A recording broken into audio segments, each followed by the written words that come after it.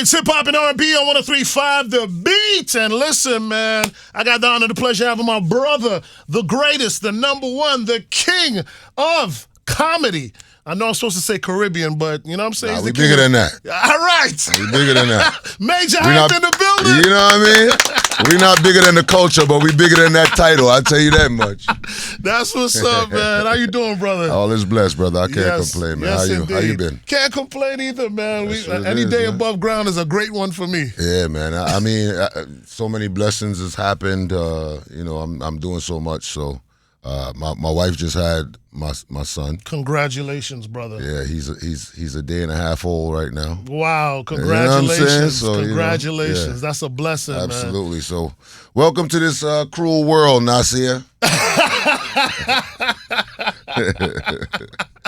You know? Oh, man. We're going to make sure you're good. Yes, we definitely will. It takes a village. Absolutely. We're here for that, man. Absolutely. Well, listen, congratulations on that, brother. Thank you. Congratulations on the continued success. Of course, your success comes with a lot of hard work that you put in. A lot of people, you know, they see and they get envious and jealous of certain things. Yeah, they don't understand all those sleepless nights and all the work that you put in blood, to get sweat, where you and are. tears, baby. Yeah, yeah. And you know what's crazy is that a lot of people, I don't think a lot of people will be ready for this lifestyle. Right. You know, right. people see the good and the glitz and the glamour and the, you know, all of that stuff, but they don't see what's, you know, in the smoking mirrors of it. You know what I'm saying? There's a lot of hatred. There's a lot of politics. It's a lot of you know, just a lot of no's. You know, we get yeses, but we hear more no's than yeses. Yeah. You know what I'm saying? So A lot of disrespect and abuse, a lot of too. disrespect, of course, and you gotta, you know, contain your composure because you know you can't voice your opinion like the masses can. You know what I mean? So. No, I get it, man, and I commend you on that. Absolutely. But I'm glad you're still going strong and doing your thing, man. How long has it been now since you were in the basement in Brooklyn? Yeah. You know, doing your skits. Let everybody know. That was like 13, 14 years ago now. Yeah, man.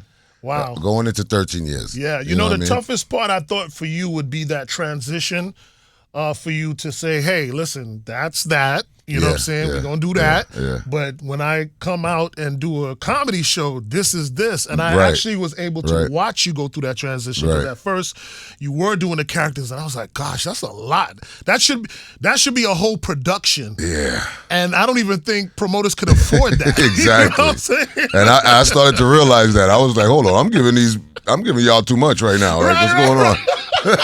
It's like a full production. I'm doing 40 minutes as just Major Hype. I'm doing 20 minutes and 30 minutes as Mitzi and the Ross. Yeah, it was I was like, yeah, it's a lot. It was a lot. But you know, I think it was the true testament to you and your career, the fact that you were able to make that transition from that and become a full-fledged stand-up comedian. Absolutely.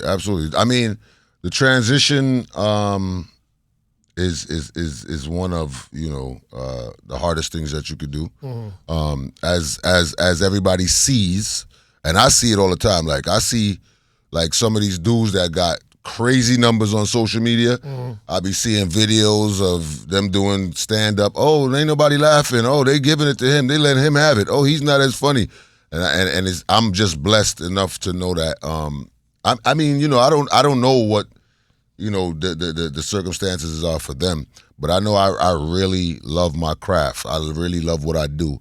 I love making people laugh. I love to, you know, change people's vibes and moods, and you know, I really studied this craft. I didn't just say, you know what, let me just figure out if it works, or let me just go on stage and try to do the same thing and make sure, you know, I've really studied this. I've watched numerous stand-up specials. I've studied, you know, the punchlines and the times and revisiting jokes and all of that type of stuff. So, you know, I really love what I do, and I really you know, work at my craft. I love it, and you're absolutely right. Funny enough, I was interviewing Will Mills. You know, he's a fan of yours as well. He had nothing but good stuff to say about you. Shout to him. And he talked about bombing his ass off here in South Florida. You know what I mean? Just not understanding the climate, maybe not doing the homework like you're talking about. You know what I'm saying? I've never bombed. No, you have not. I've never bombed.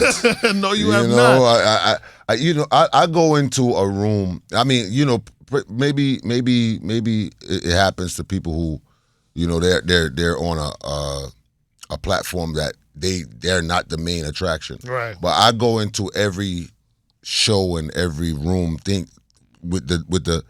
I go in there with the mindset of these people are here to see me. Right.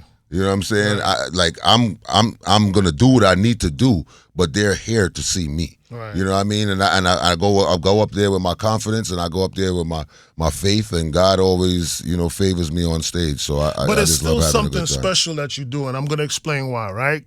And this is my personal experience because I do the comedy shows all the time. Right. I host them. I'm like involved with it, right? As a fan. Right. And what I've noticed is that with a lot of the, let's just call them internet or social media comedians, which you could have been or considered. No, hear me out. I don't want to be that. No, exactly. But you could have been considered that from the journey that you came, right? Right. But Absolutely. you broke the barrier and now you're official. I've gone to see them. My brother, and I'm not naming no name because I don't want to disrespect or nothing like that. I could name a few. Right. But I'm just saying. I ain't doing that. It's gotten to the point where if you're not an established comedian and you're not telling jokes, I don't go see you. Because Absolutely. it's just been so much disappointment. Of course. Of course. I mean, you know what? And I don't blame the comedy clubs or the theaters or anything like that because guess what? At the end of the day, they got to keep their doors open. You know what I'm saying? And if you could be trash, but you fill in them seats, they're going to book you. Right. You know what I'm saying? Right. It's up to the actual artist or the actual comedian to know that, listen, I'm putting these numbers out, but I want... Because the thing is when it comes to business, and that's any business, reoccurring customers is what keeps your business afloat. Yes. You know what I'm saying?